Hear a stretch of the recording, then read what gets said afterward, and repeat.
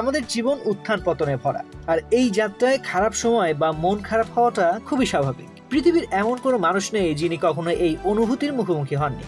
মন খারাপের কোনো নির্দিষ্ট কারণ বা সমীকরণ নেই, এটি যে কোনো সময় যে কোনো পরিস্থিতিতে আসতে পারে, ঘুম থেকে উঠেই হোক বা অফিসের ব্যস্ততার মাঝে। কিন্তু এই পরিস্থিতিতে কি করা উচিত তা জানা থাকলে আমরা সহজেই এই মেঘ কাটিয়ে উঠতে পারি।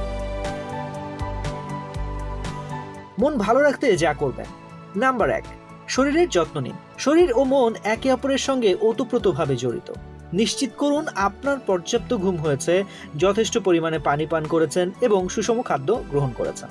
এছাড়াও প্রতিদিন কিছু শরীর চর্চা বা অন্তত কিছুক্ষণ হাঁটা চলা মনকে সতেজ রাখতে দারুণ কাজ করে।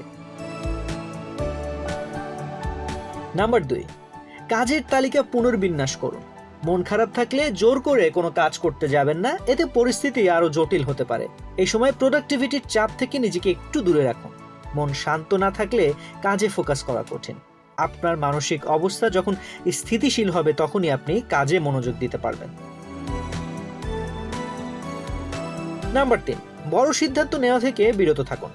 মন খারাপ থাকলে কর্মজীবন বা ব্যক্তিগত জীবন সংক্রান্ত কোনো বড় সিদ্ধান্ত নেওয়া থেকে বিরত থাকুন। এই সময় আপনার বিচার বিশ্লেষণ প্রভাবিত হতে পারে, বরং সুযোগ পেলে বাইরে একটু হেঁটে আসুন।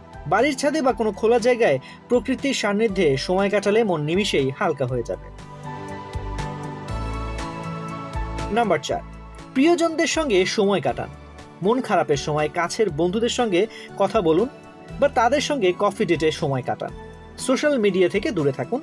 যতটা সম্ভব বিশ্রাম নিন। প্রিয়জনের সঙ্গ এবং পর্যাপ্ত বিশ্রাম আপনাকে দ্রুত মন খারাপ কাটিয়ে উঠতে সাহায্য করবে। তো আজ এ পর্যন্তই।